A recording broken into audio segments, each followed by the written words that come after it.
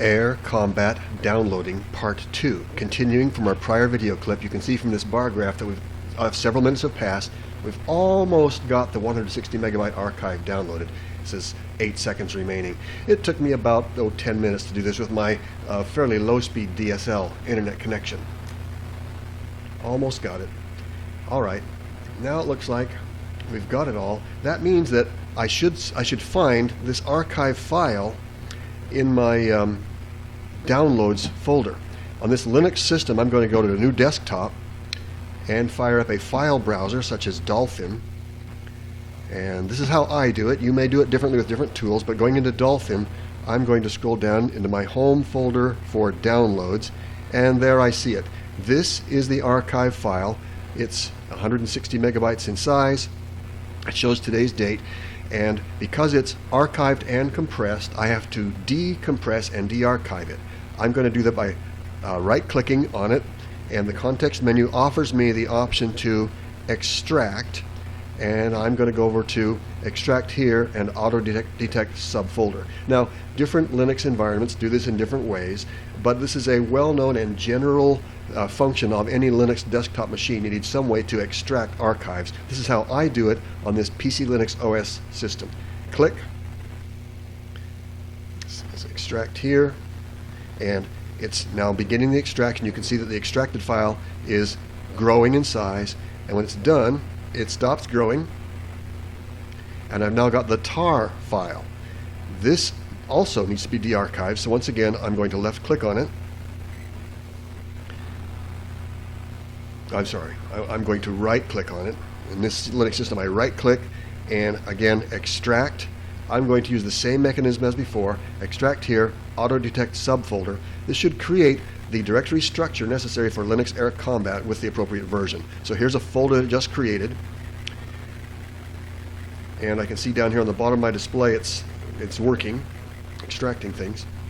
When it's done, it says it's finished. I'm going to now enter this folder.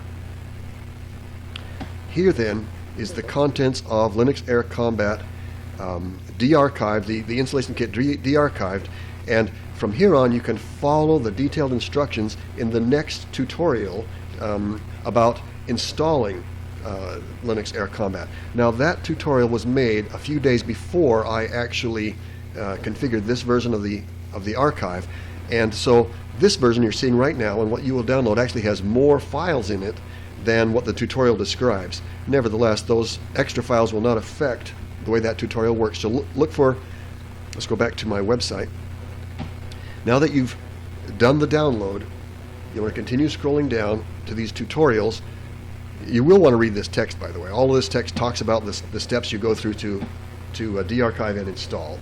But all of that continues nicely into this tutorial number 2, installation.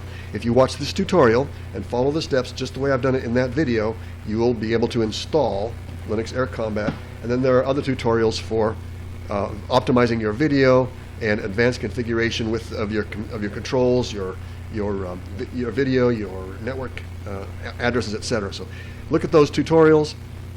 Now that you've got it downloaded and de-archived, you are ready for tutorial number 2, installation. Keeping in mind that this tutorial doesn't show as many files because it does not. I did not contemplate the distribution of the source code when I made this tutorial a few days ago, but I decided to always distribute the source code too. So you have more files, but all the files mentioned are there and they work the same way. I hope you really enjoy this.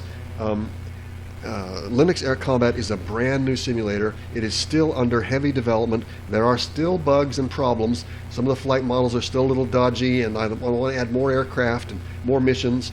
The network functions are still quite primitive. It only supports 2 players, and I want to do more.